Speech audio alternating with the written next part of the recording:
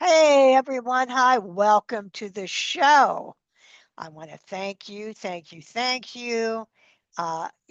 You are always loyal to this show. I hope you know how much that means to me because we will continue telling the news.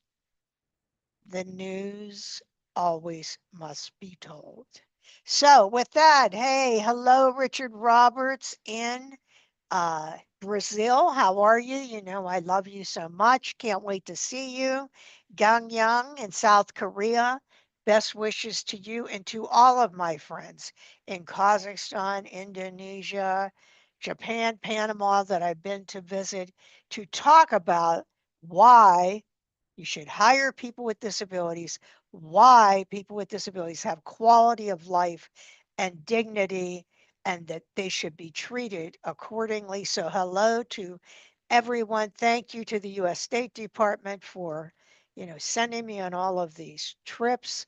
Uh, that means so much to me. And right here in the United States, hi, Yoshiko Dart. Yoshiko, special shout out to you. You're going to love this show because it's about accessibility and it includes children. So, Yoshiko, I know you saw so much in Vietnam and right in Japan. So, I hope you can spread this news to them, as we have over 137 countries listening to the show. And you know what? Even if you're only one person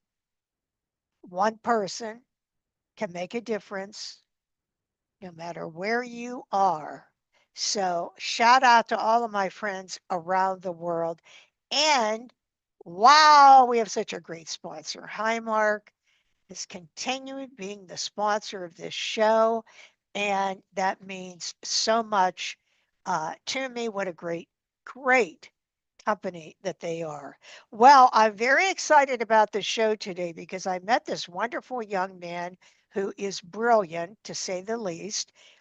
He is a designer, innovator, and founder of this great company, Testa Seat.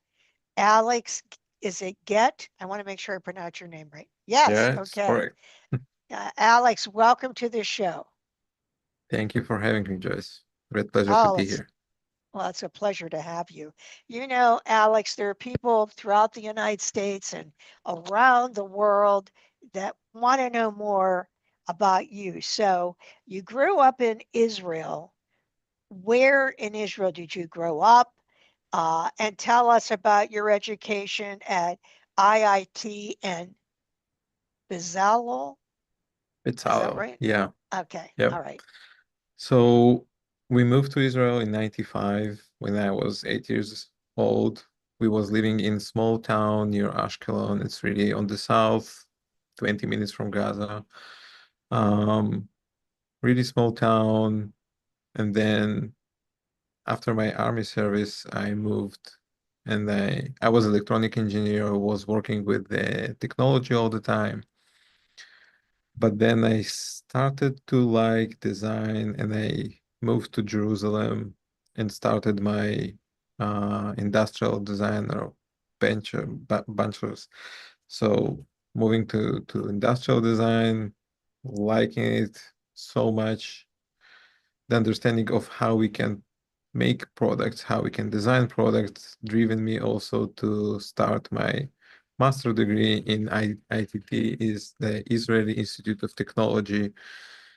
And both of Bezalel and Technion taught me how to design, how to use technology, and brought me to this place that we are now designing assistive technology using both of those knowledges. Is industrial engineering, is that similar to mechanical or not? So it's industrial design.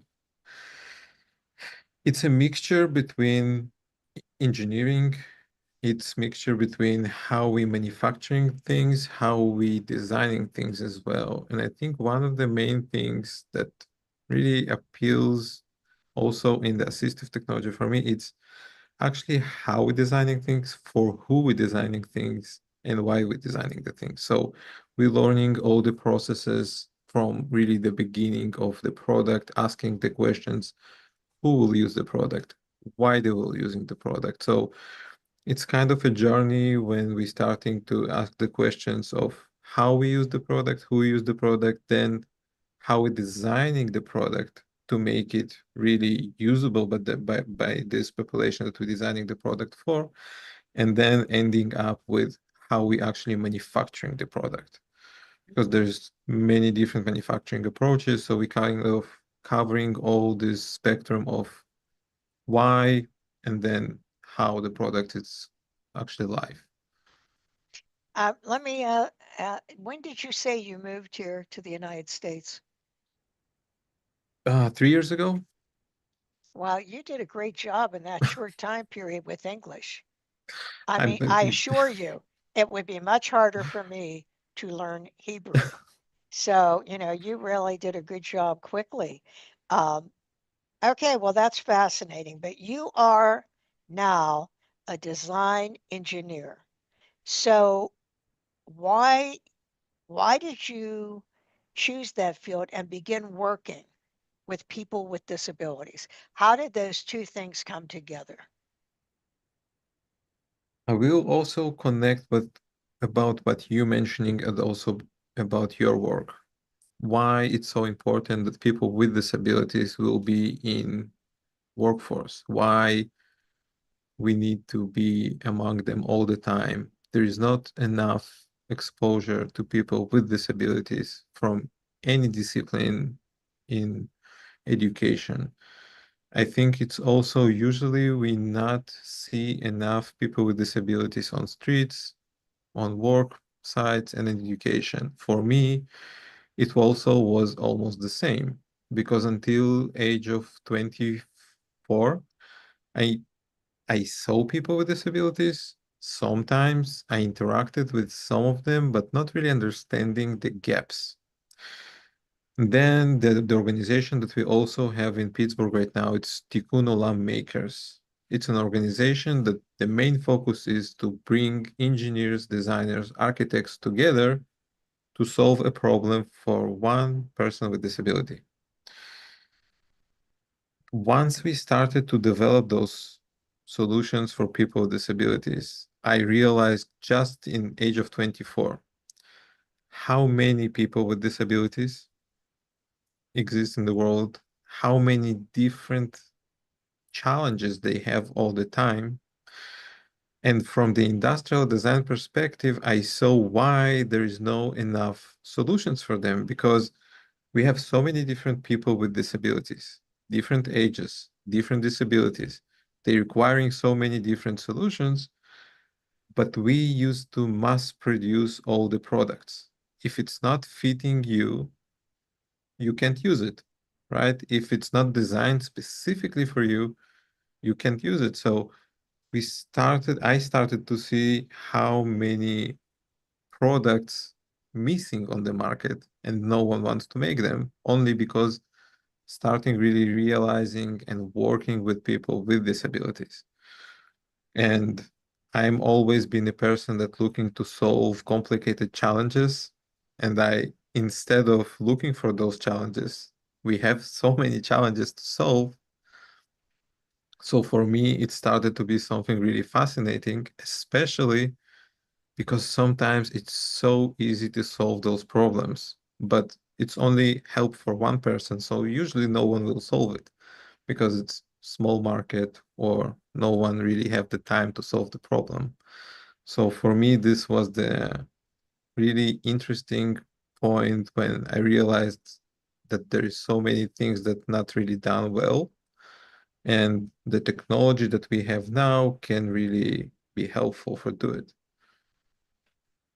Well, that is people with disabilities that do not have this access, even here in the United States, do not have the ability to be independent. See, that's the thing about technology that provides accessibility. You can be independent. You can go about, you can go out to dinner, you can go to movies. But most importantly, you can work. And that is where the rubber meets the road employment. And what I love about what you do with Testaseat is that it is inclusive, a lot of it for children. There are children that are left out of playing, being able to go with where other kids go. And Yeah. now with that, it enables them to. So, I mean, I just see so many benefits to this, and I'm really happy to hear there are so many people, design engineers, still working on this. Gerald, do you have any questions or comments you want to make?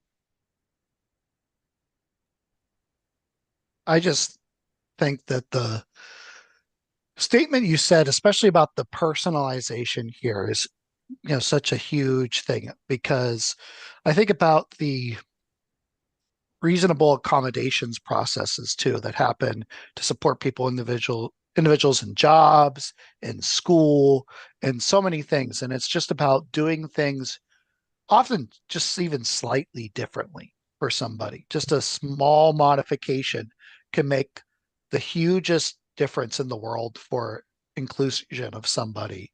And just having that mindset of how does this work for this individual? Um, and having somebody who works in that creation space is huge. So I just commend you for that. And Sure. Alex, Gerald, and our listeners, Alex knows, but to all of our listeners, Gerald Homey, Homme, is the manager of all talent acquisition for Bender Consulting Services, and really a well-known national disability rights leader who is joining us today. And Gerald, you use assistive technology. Yeah, I mean, I use a number of different tools from Dragon Naturally Speaking to Speechify to the built-in tools in Microsoft Office to read out loud and dictate on my cell phone. Um, so a number of different things that allow me to do things differently. And if those little features weren't baked into those tools, or I didn't have access to those other pieces of software that not everybody else uses, um, I wouldn't be able to be as productive.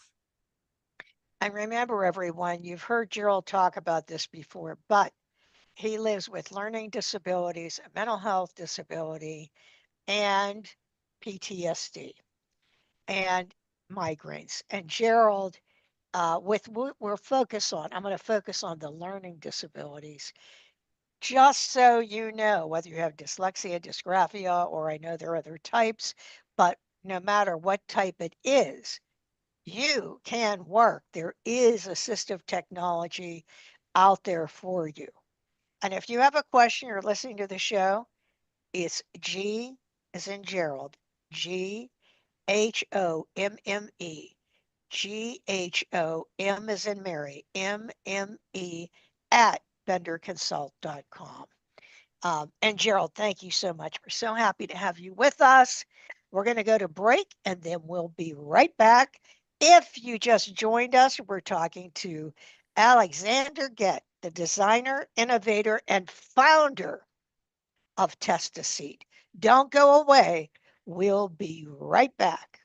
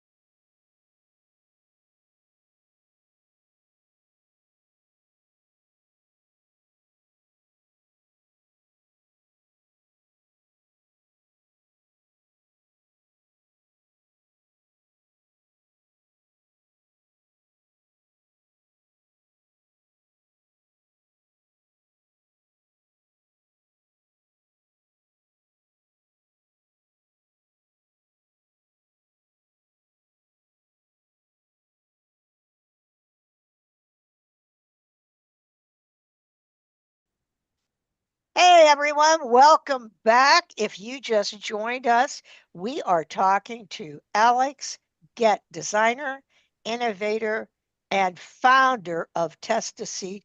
And I know him, and he's just the kindest person. He's just a wonderful person. But I've talked about this. Why don't we explain it to all of our listeners? What is Test to Seat? So Testasit, it's more supportive, customizable seating solution. And maybe if you look at the product on our website or you will see a picture, you not really understand what and why so special about this seat. And I will explain why it's so necessary and important. So children with some disabilities, we're working mostly with children with cerebral palsy. They're not able to sit independently. So it's meaning that with that, usually parents will hold them just to make them sit. But without holding them or having some special seat, they will fall or they will struggle to sit independently. And it means that without sitting independently, they're not able to even make an eye contact with you. They will not able to focus on any task. It's meaning that in school they will struggle all the time. But also it affects their breathing, eating, communication, but also it's so basic that you will not able to sit independently and eat without sitting. And for some cases, you will also not able to fly because you're not able to sit independently in the airplane. So I learned when we started Testasit that sitting for those kiddos, it's so basic. And we making our seats to be more supportive, more lightweight, so they can use them. But also, Joyce, it's not only a seat for a child. We learned and saw that usually those adaptive seating solutions, they're bulky, they're heavy, and they're really complicated. And then the first one that will be affected by that, it's the parent. And we see the parents not able to get out with their children's outside of their houses. So it means that they can sit only in their houses. Outside of the house, the parents need to hold them, and we see that all the time. Those children hold it by their parents, or they just not traveling at all. So we see those seats as really a piece of independency for the child, but also for the families that really struggle to maintain the daily tasks without their children can sit. So for our listeners, would you be able to explain how is test-a-seat different? What enables the child or adult to be able to use that? What does it do? So it's not doing too much. Let's say the child needs to be more supportive, the meaning that they need some support from the sides, they need some support from the hips, maybe they need additional strap. In traditional seats, we usually see flat seat, flat back without straps. And then the most ridiculous part that once you have something a little bit even adjustable for the seat, it's considered as adaptive seating or assistive technology. It's extremely expensive.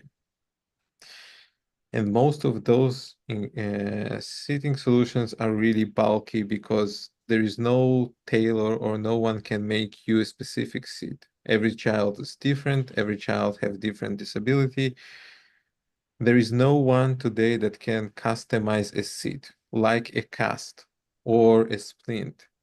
So we at Testa, we can customize the seat. We can provide really supportive seat with really supportive back, really supportive trunk support. So it's a seat that provide you the support that you want to have, almost like the Formula One racers, that they have really supportive seat, right? It's really hug them for the entire body, keeps them in place. Exactly the same those children need. They need something that they will hug and they will confident to sit. That's all. It's not too complicated, but it's no one makes them because it's expensive and complicated to make. Well, that's because a lot of times, if of course it's made or manufactured by people without disabilities, they don't really understand what people with disabilities need or what they would use. Um, is this for children of all ages? Is there an age limit on this, the test to seat? So we can make them for adults as well. Um, but we usually see that the ages that we serve, it's from birth to 12 years old. This is still the age when the children need to be or want to be on the floor playing with the peers or making some activities on the floor. Maybe they are in the pool, maybe they are in the beach, but also something that can be more portable. So once they making the transaction to the wheelchair, usually the seats already not necessary because they're using the wheelchair most of the time. But we still see a lot of families that saying not all the restaurants are accessible. Not all the cinemas are accessible, and we want to have something that we can bring with us. And also schools, it's the same. So Mhm. some schools will provide some adaptive seating. Many of the schools will not. So families looking for this kind of additional equipment all the time. So as a toddler, what age would you have to be to first use this? Could you use this at what age? 8 months, we have children that they just starting to sit, but because they're not able to sit independently, we see that they leaning on the side and starting to develop spinal deformation. Mm. And without this kind of supportive structure, we see a lot of those kiddos starting to develop scoliosis, spinal deformations, neck deformations. So if the parents start to recognize this kind of lack of control or muscle disorders, they can start use the seat if they saw the therapist. So we have children starting from age of 8 months, 7 months. Wow. You know what? I never knew that, what you just explained. Well, I mean, that is a very big reason you should move in the direction of a test to seat. I know you do that 3D printing. Could you explain that to everyone what that is? So 3D printing is a new methodology of manufacturing. It exists already 40 years, but it starts to be mainstream about 5, 10 years. So the manufacturing approach is like taking a hot glue or a cream of cake and start drawing layer by layer, creating the product. So let's say we have a cube and we're starting to draw the cube with the plastic material that we use layer by layer and slowly making this product. But the unique thing about 3D printing is that we don't need molds and we don't need some special equipment to make the complicated parts. And also we can use the same technology to produce different parts. So it's like crafting the seed every single time, but using it by machine and not a person. Mm. I hope it was clear, Wow. but That is definitely going to revolutionize manufacturing. yeah. You know what I mean? It's amazing with manufacturing how technology changes so much. There was a day you'd go into a manufacturing plant not that long ago in my life, and you would see it packed, all these people working there. all these people, as you well know, in the 1900s and probably earlier, but I'm just using that time span. There were people like I know in the uh, 60s, there were people, US Steel, that was their livelihood. And I know that you know about this because all those people lost their jobs. And now Dr. Cohen is on a mission to create a new ecosystem for people with disabilities to work. But even this will make so many changes. That's amazing. It really is. Okay, well, hey, it's time to go to our break. And today, our break is with Gerald Homey, who is going to go over some exciting news. Gerald, I'll turn it over to you. Thanks, Joyce. And this is exciting because Joyce is going to be hosting, along with a member of my team, Jill Zomp, who is the resume expert here at Bender, a webinar next Monday. So that is Monday on March the 10th at 3 p.m. Eastern Time. There will be a webinar that Joyce and Jill will be hosting to help people looking for a job right now, people with disabilities, or anybody who wants to join, to help you understand how to navigate this current landscape of looking for a world. A lot of things have changed in the past couple of years in the world of looking for a job, with online and updating your LinkedIn profile and building your resume with AI and all these things out there. So there's going to be this great webinar going to be hosted where Joyce is going to be imbuing her expertise. The top disability employment expert, Joyce Bender, is going to be leading this great webinar on Monday at 3 p.m. Eastern Time. And we just sent this out to our web team to put this on our website. So very shortly, when you go to the homepage of benderconsult.com, you will see information about this webinar, how you can sign up. We just sent a great news blast about this, as we'll be getting people to attend. It'll be captioned, it'll be interpreted. It'll be a great chance to get some insight if you're out there looking for work today and you just want to know how to up your game, how to be a better candidate, how to navigate that search, get a leg up in looking for a job. You got the masterclass from Joyce Bender and Jill Zomp from the recruitment team here at Bender Consulting. Thank you, Gerald. So, and Gerald, you are superstar. So thank you for heading this up. I want to tell all of you, you that have lost your jobs, people with disabilities and non-disabled. I often focus, my life is focusing on people with disabilities because it's so hard to find employment. But this is open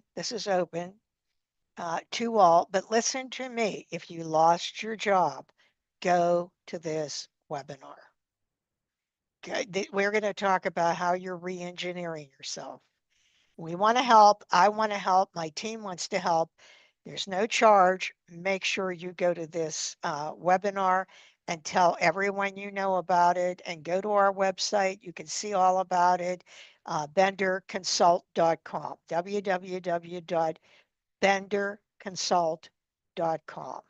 So if it is you, or if you know of people, make sure you have them go to this webinar that I was talking about. And Gerald, I'm so excited. That's awesome. It's going to be great. Can't wait. All right. Well, Gerald, I know that you have a lot to do because you're getting people jobs. So I know you're going to step out and go to an appointment, but thank you for joining us to make that great announcement. And thank you for having me on, Joyce. And thank you, Alex, for all the great work you're doing. Really appreciate your work in the community. Thank you. Good to meet you. Thanks, Gerald. Well, here's what I want to know. Where do you do this? Do you do this manufacturing right here in Pittsburgh? Yeah, Okay, that's it's good. That's good. Now, if someone is listening right now and they're saying, oh my goodness, I have a child, just the way Alex described, with the disability Alex described, and they want to purchase this, what do they do? So the easiest way to search on Google or our website, it's Testa. It's like test with a testa-seat.com. We also in social media in Instagram, and you also can see how the family is using the equipment and the therapist using the equipment. So both website and social media, Testa Seat. Now, Testa, is there a hyphen between Testa and seat Yes, on the website also? yes, Okay, so once again, Testa, T is in Tom, Testa dash seat dot .com. com. Yep. You've got to go to that, test to see, tell everyone you know. But if they go to that, is there a way to contact you? Oh yeah, my personal contact is all over the website. The emails will go through me so they can easily send me a personal email or Okay, call me.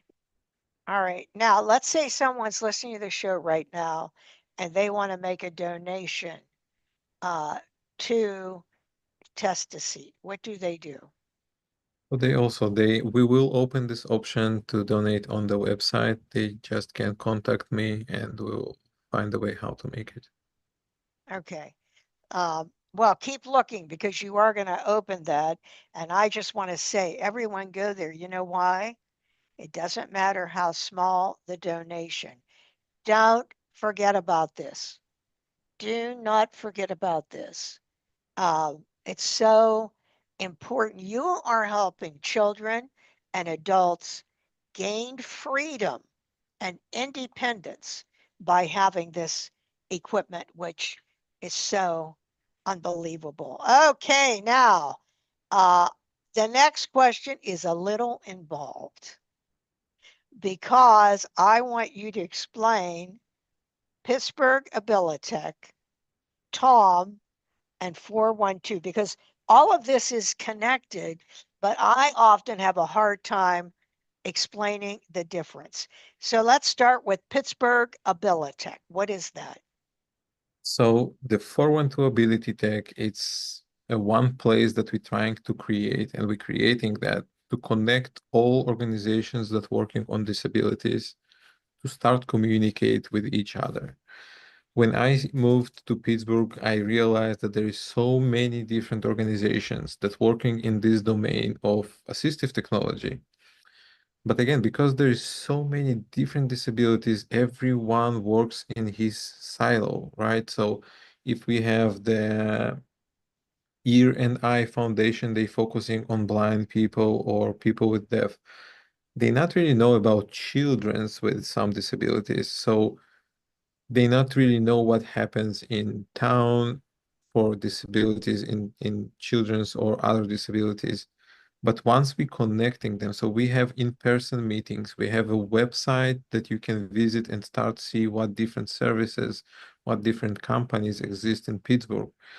And this way, when we networking, we starting to learn about all different options, all different services that they are in Pittsburgh. And then what starts to happen is if I have someone that they looking for job recruitment, I will tell them that I know Joyce.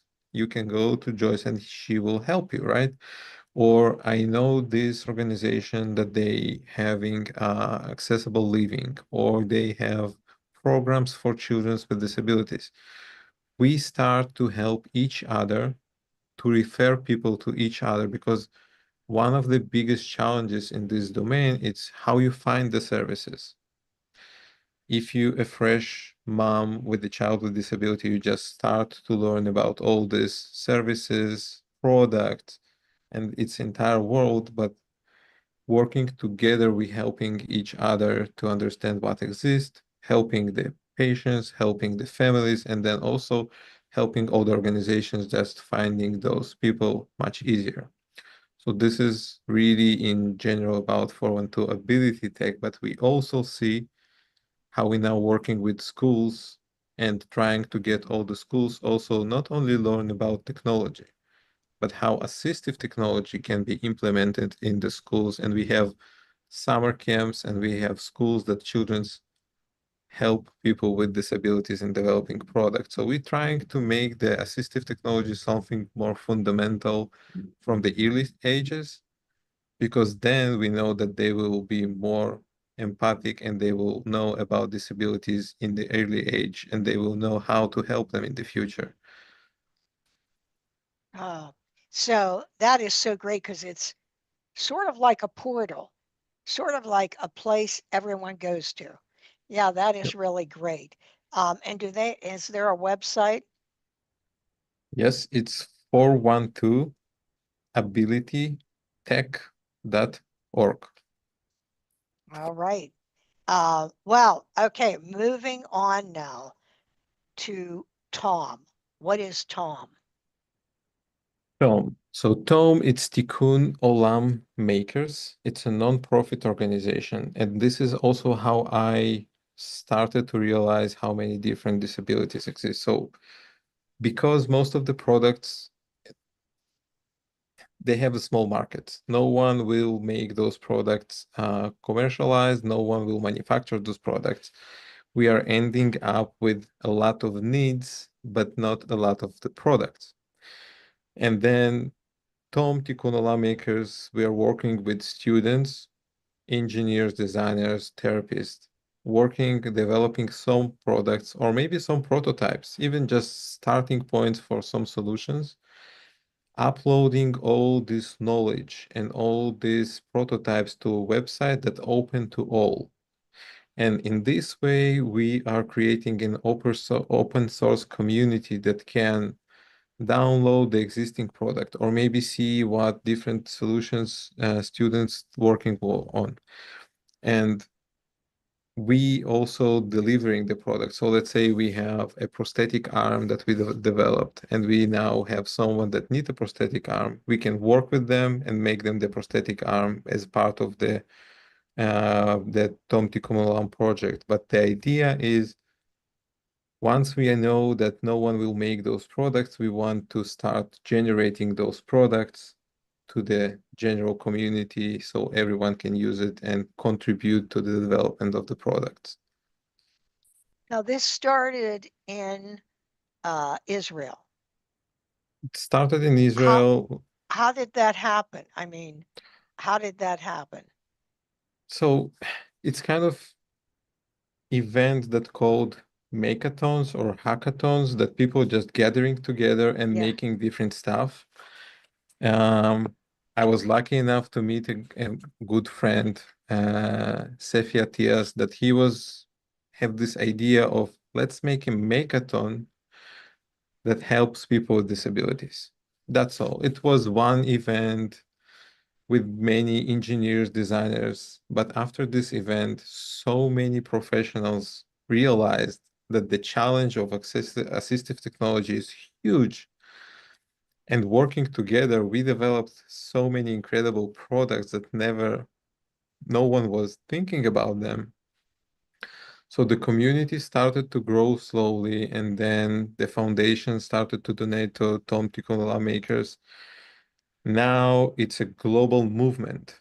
We have about 50 or 60 universities in the US with fellows that have every single one of those universities. Um, they have their own camp, not a camp, they have clubs. So they have a university club for assistive technology and they inspiring other students. So it's a global community of thousands of students, volunteers, and professionals. It's just incredible to see it. Wow, isn't that great how that happened? I always say one person, one idea. You never know what's going to happen. Tom, are they based in Israel, Tom? The headquarters right now it's in New York. And most of the activity really focused between Israel and the US, but also Europe, but less.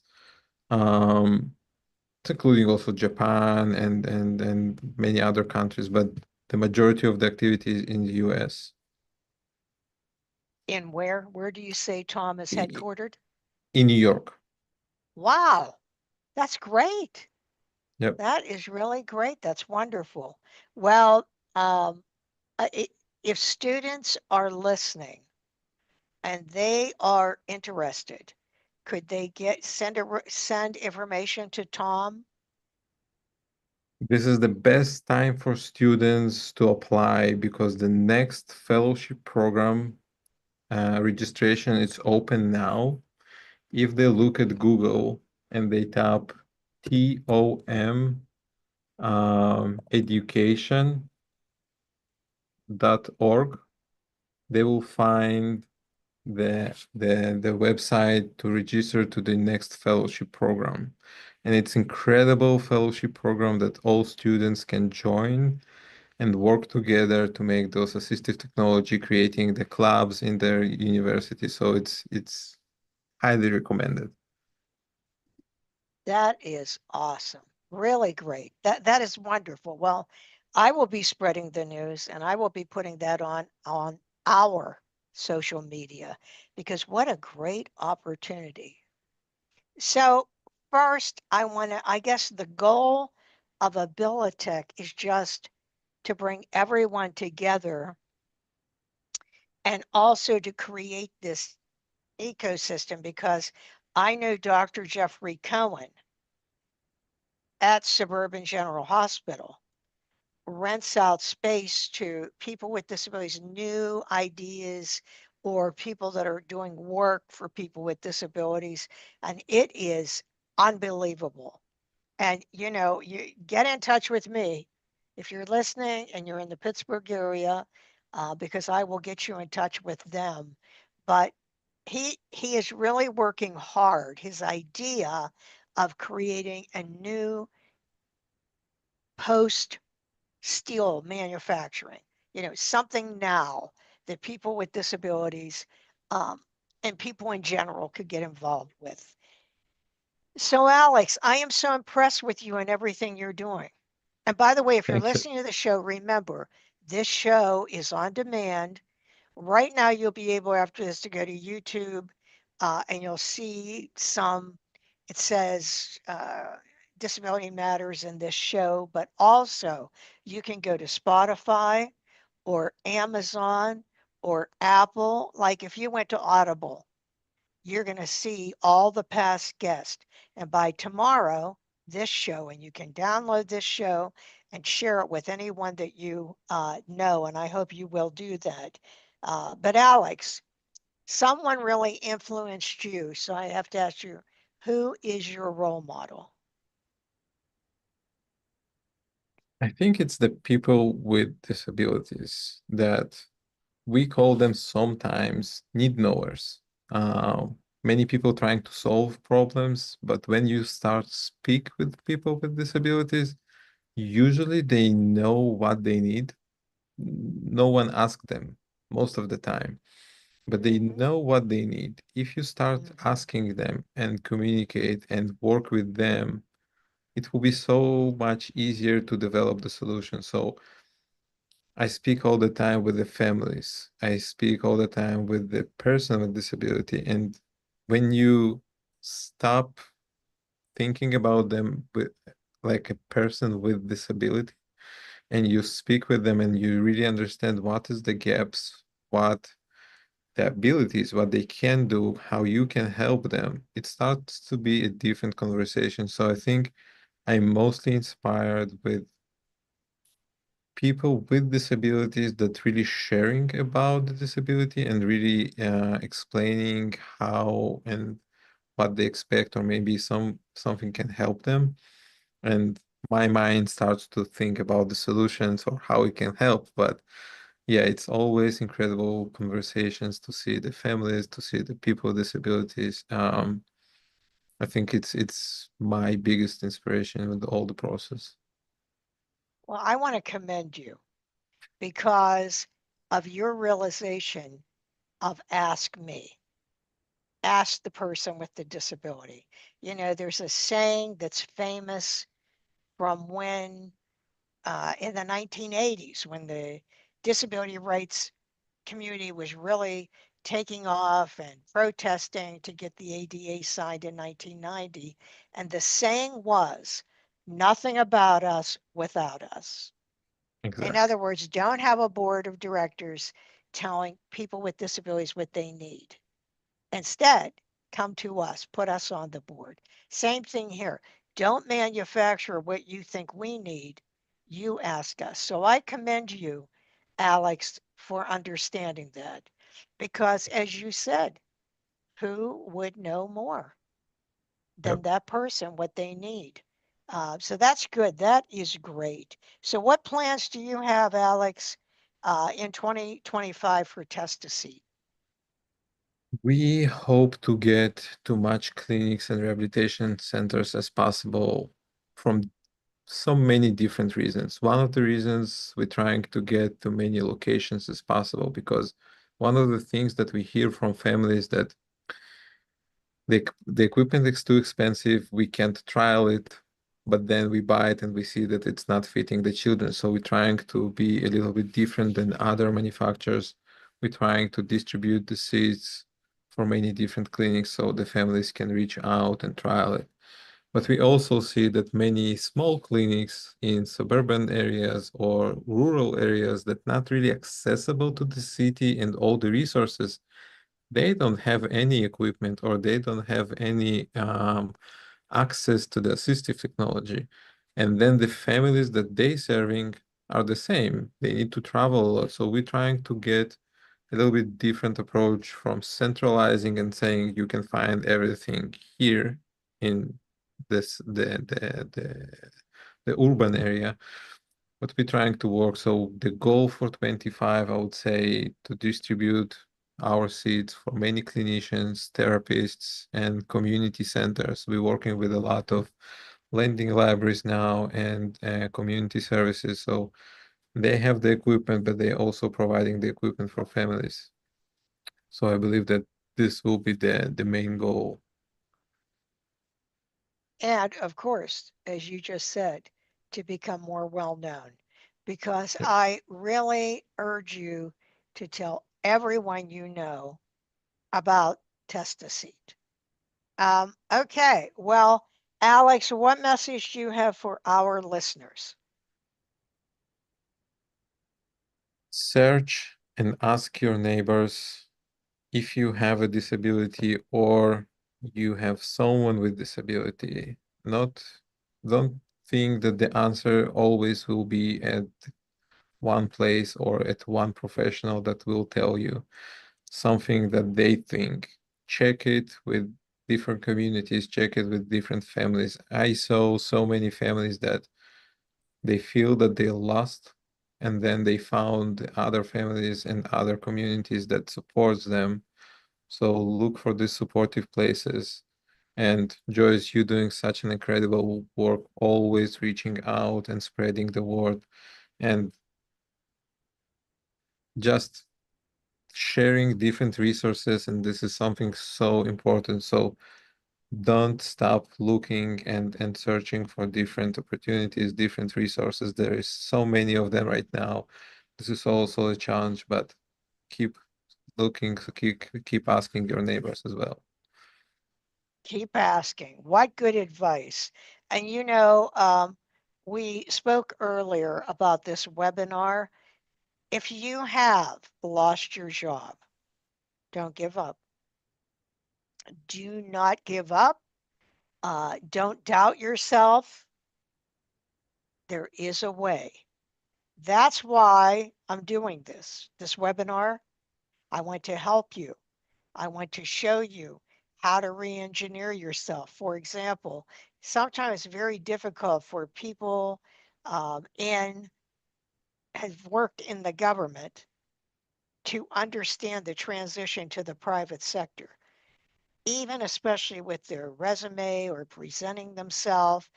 And I want to help you. I really do. So make sure you go to that webinar. And I also want to mention that you tell everyone else, just go to Bender Consult, benderconsult.com, benderconsult.com. Go there and you can find out all the information. Remember what I said? Don't give up. Don't give up. No, it's not easy, but there is a way. Believe in yourself. So we end every show with a quote. And today that quote is from none other than Stephen Jobs, who said, innovation is the only way to win. How true is that? Innovation is the only way to win, said the founder of Apple, Stephen Jobs. So thank you so much. Thank you, Alex, for being with us today. Remember, Alex Get, G-E-H-T, Testaseat. Just go on Google, put his name in, find out about it, and tell everyone you know. And when you go out today, in the words of Mary Brocker, remember, choose joy.